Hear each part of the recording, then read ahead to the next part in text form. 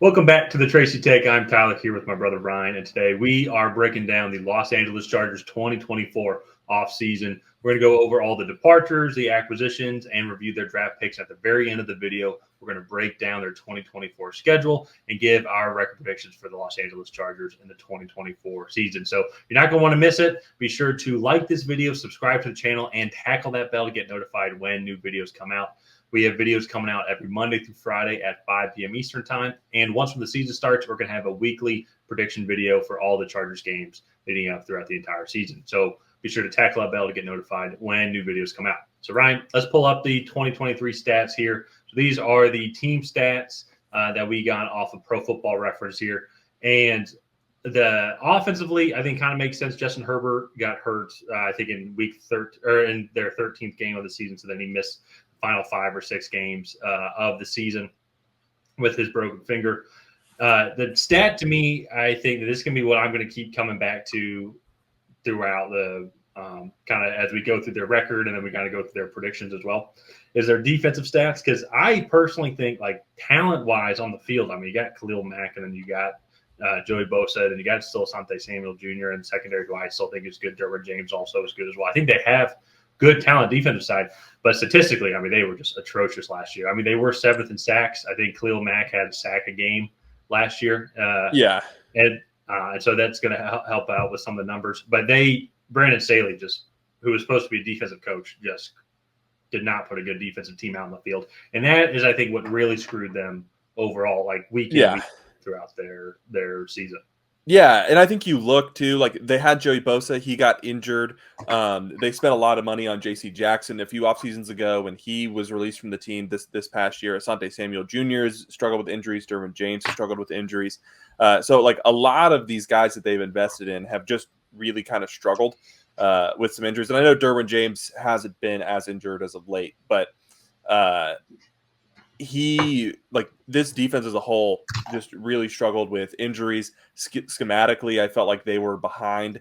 I also feel like offensively they were ranked 18th, but just the overall aggressiveness of this offense, and which is probably a big reason why Brendan Staley got fired, other than the fact that this team was not good last year. They were they 5-12 or 4-13?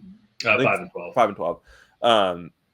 Just the fact that they were so aggressive, like that Minnesota game that they lost, going for it on 4th down multiple times in their own territory. Like it was decisions like that I felt like not only was this defense struggling, but then they also were being put in bad situations and set up to fail. So the running defense was better. I like the last 2 seasons they've been one of the worst in the league, but they were a little below average this year, which is an improvement. But it's still like not even close to where you would want to be. Yeah. So I think too as well, the passing defense, they gave up a lot of yards, and I think there were a couple of games early on in the season that were kind of outliers. I would say, like the first week of the season, Miami giving up 466 passing yards. Yeah, just in that one game. Then they gave up 415 to the Chiefs in week 7. 475 to Minnesota. Oh, sorry, that was total yards. There's still 345. But then in the second half of the season, though, much better. Not a single game given up 300 or more passing yards going from week 11 on. So there were those. I think there were some serious outliers early on in the season that affected some of the stats. But still, there was just, to your point, it's just they couldn't seem to get teams off the field. And a lot of it, too, I think, was maybe some offensive decisions as well. But because they have a stud franchise quarterback in Justin Herbert, they had good receivers in Keenan Allen, Mike Williams, who we'll talk about here in a second.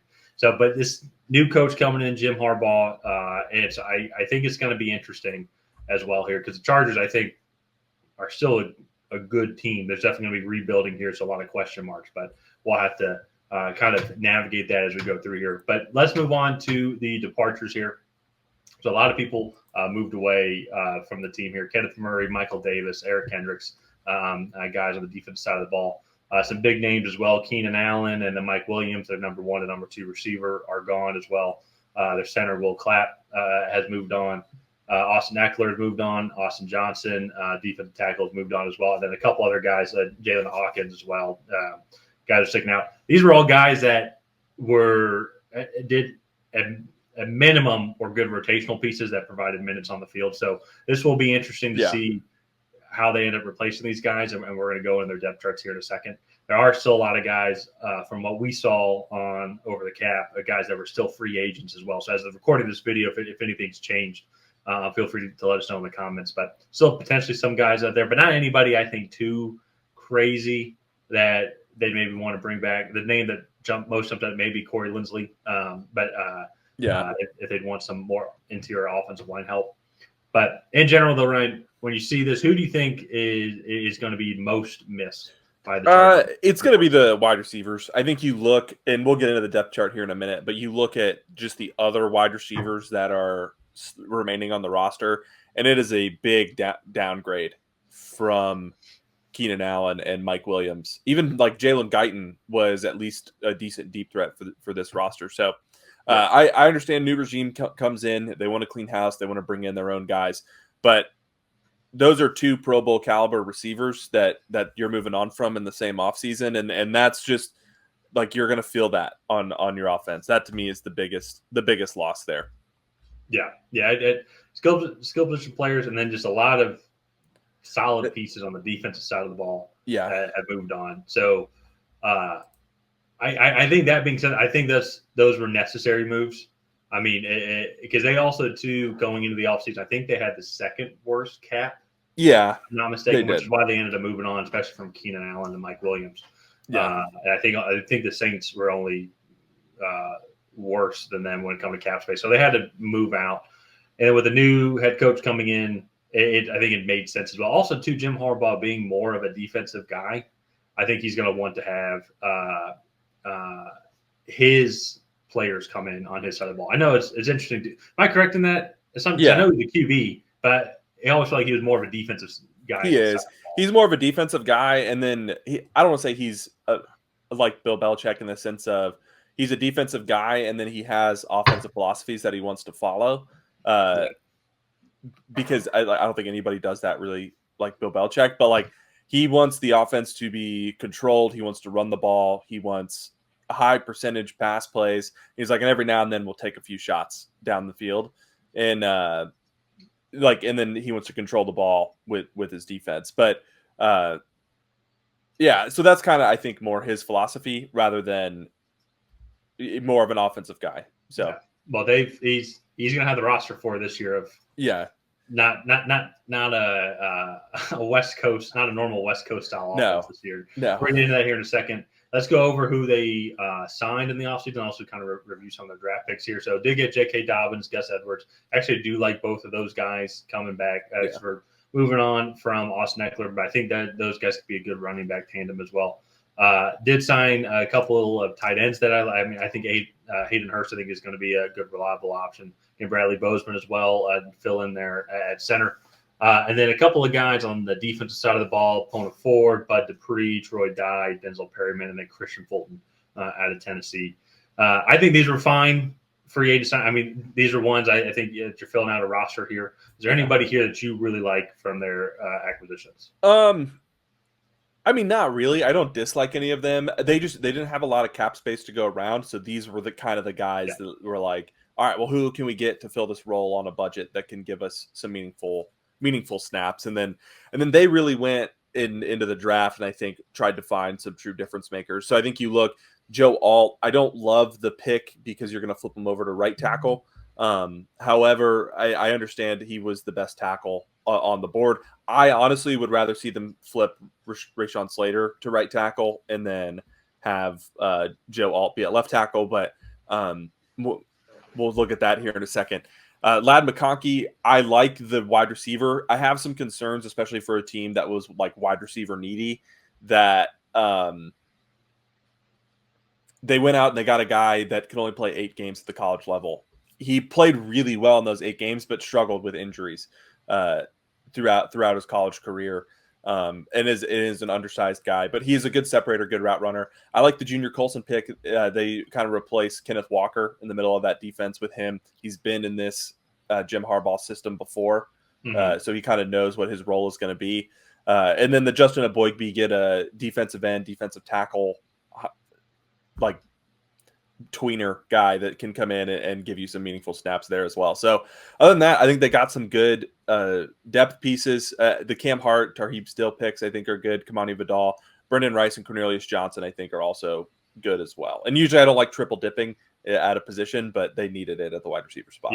Yeah. When you lose three, I think your top three wide receivers, I think you got to go in triple dip. Also, too, I think it's just solid value at the very end of the draft. Like Brendan Rice, there was talks of him potentially being a late day 2 pick, early day 3, so to get him in the 7th round. There's obviously his flaws there. Cornelius Johnson as well. I mean, I think he was 4 or 5 picks from Mr. Irrelevant. So it's you're hoping that these guys can pan out, but you're also still trying to fill out a roster. And your point about Ladd McConkey, I think too, this is going to be the theme with the Chargers. Is I think they're just trying to reset so they get that cap space. So even let's say he does get hurt, but they're picking in the top 5 again next year still, like.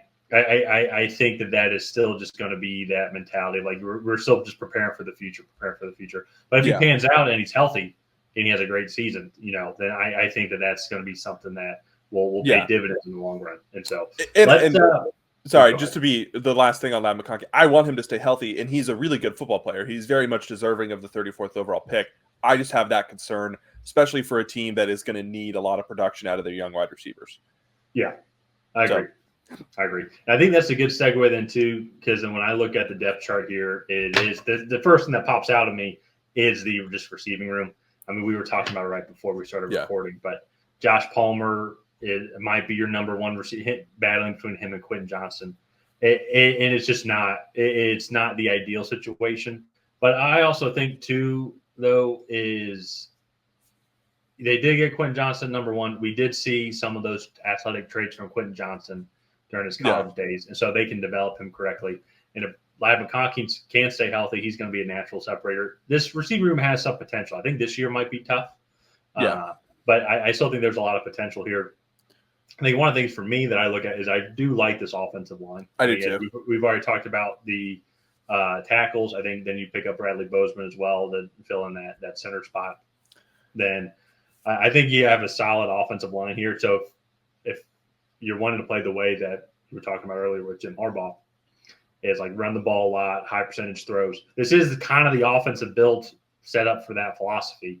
You're going to have young receivers, and you're going to be trying to scheme those guys open. So for easy throws for Justin Herbert.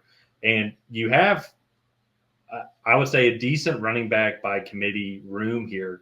J.K. Dobbins obviously has had his injuries, but he did have some he has some moments here while he's been battling his injuries. Gus Edwards as well was a reliable guy in Baltimore.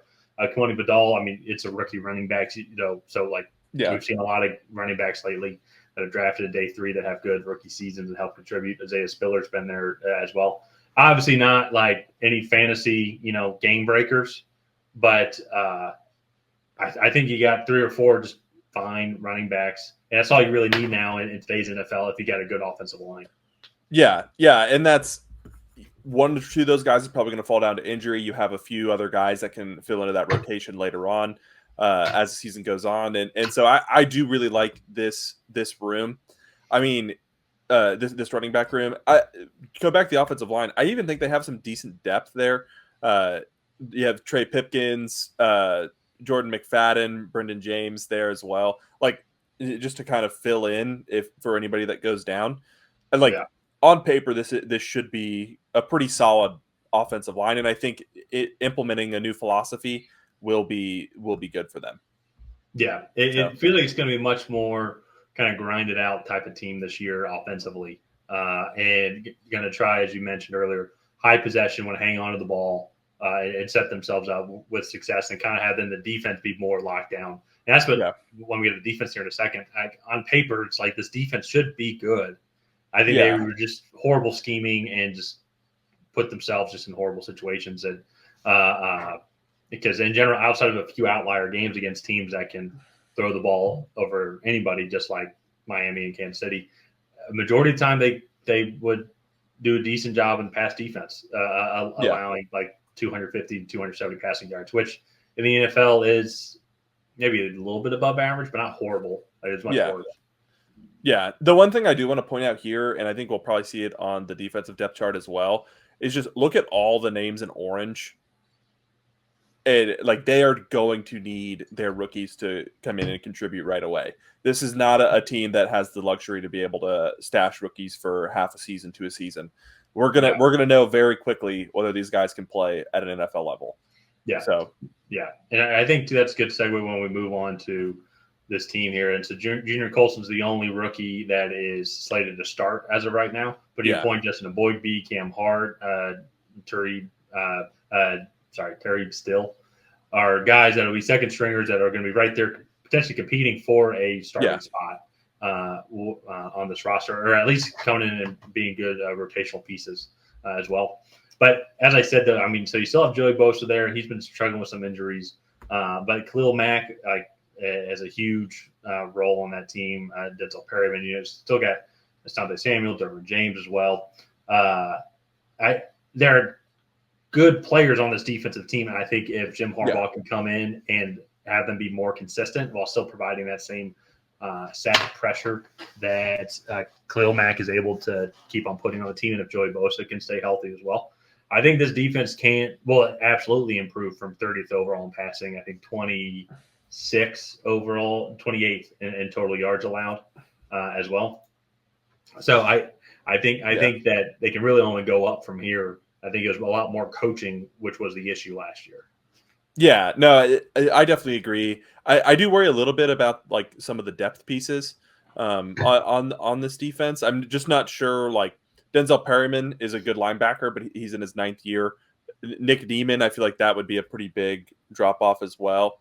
And then secondary wise, they have a lot of young guys, but then a 7th round pick, undrafted free agent, and then TJ Woods was a 3rd round pick in 2022. So like that's a little bit different there, but I do think the top end of this defense can compete with anybody. I am curious to see what a change in philosophy will do for them.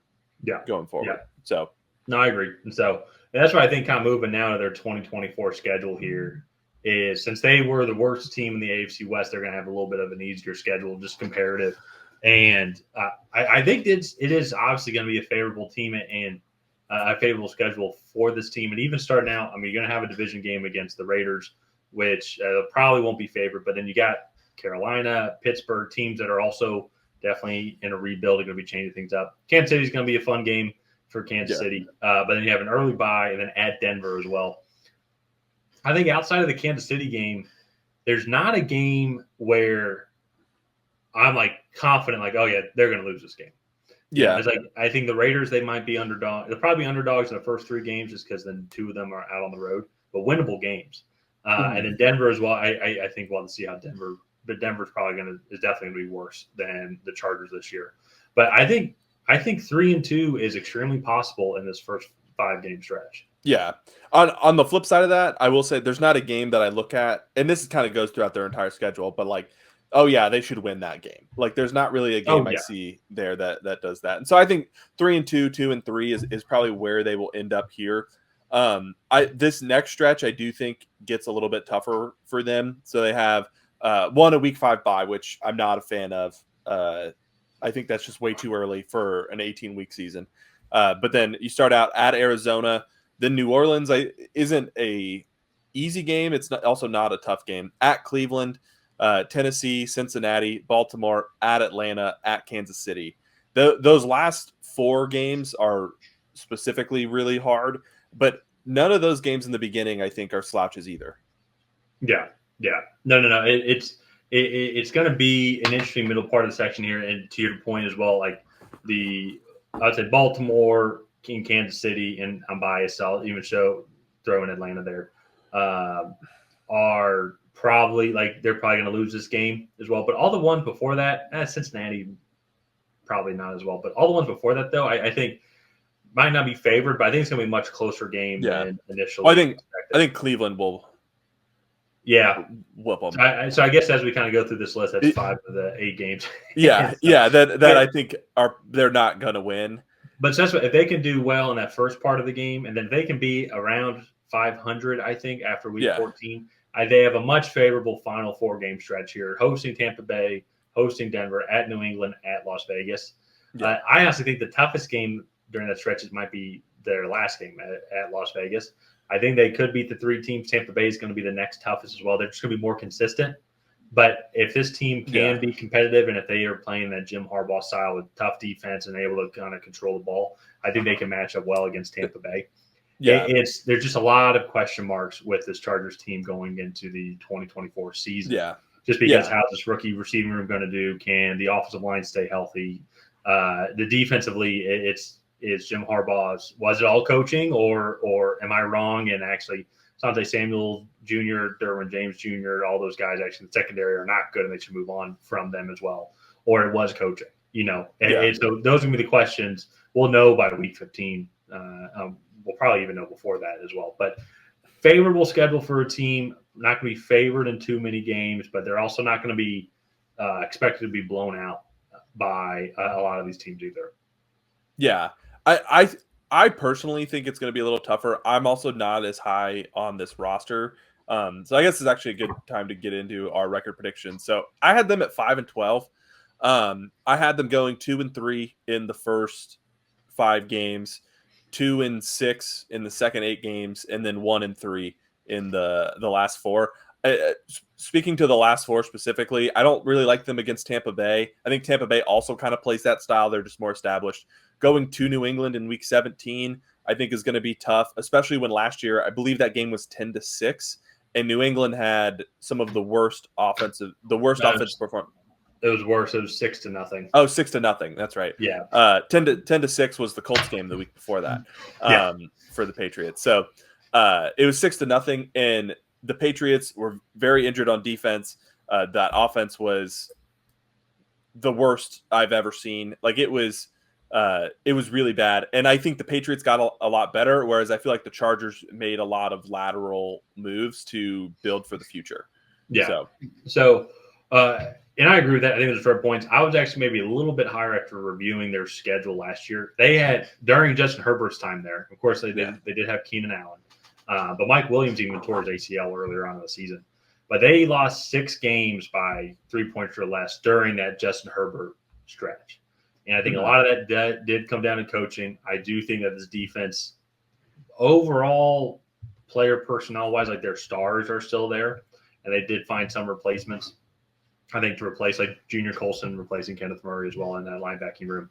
And so there's still some question marks, but I look at this schedule though, and I actually had it 3-3-3 actually. Was how mine worked out. I actually have them doing well in that final 4-game stretch as well to get them to 9-8. Because I think this defense can really only go up because they have the personnel, in my opinion. I think it's going to be a lot less shootouts. I think the offensive line, they could stay healthy. I think they're going to be more consistent in protecting Justin Herbert. I think they're going to be able to scheme up a lot better plays as well with Ladd McConkey creating separation as well. Who's going to be your Keenan Allen-like guy? Not nearly as good as Keenan Allen, but still that similar guy as well. I think that they're going to be better as well because I think a lot of the games that they lost last year were just poor coaching decisions and putting themselves in horrible situations. And so it's probably still won't make – it's probably high, it's probably ambitious, I will say, on the record-wise. But I do believe that Jim Harbaugh is going to – but anybody, you and I would have been a better coach than Brandon Staley and setting them up in better situations. At least better in-game decisions, I'll say that. Yeah. And so I think Jim Harbaugh is going to provide better in-game decisions as well. I think Justin Herbert's still your franchise QB and still one of the top quarterbacks in the league. So I think he'll be very professional about it. And so I don't think this will make the playoffs. This might be a little high, but I will say at minimum, I think they'll get to 7-10, 8-9. I still think they'll be in that range. Yeah, I think they definitely could get into that range. I think 5-12 is definitely their floor. I just don't like this roster as much, especially when you compare it to some of the other rosters in the division, excluding Denver. Because I think they should beat Denver. I think everybody should beat Denver, but division games you never know. So I just think this roster, it's still being rebuilt. It's gonna take some time, especially in the beginning, for this philosophy. I think the new philosophy of Harbaugh to really kick in, and we'll just kind of have to see like how they end up playing. So I agree. I So- agree. It's going to be fun to watch this season, though, Yeah. with a lot of very intriguing teams and storylines.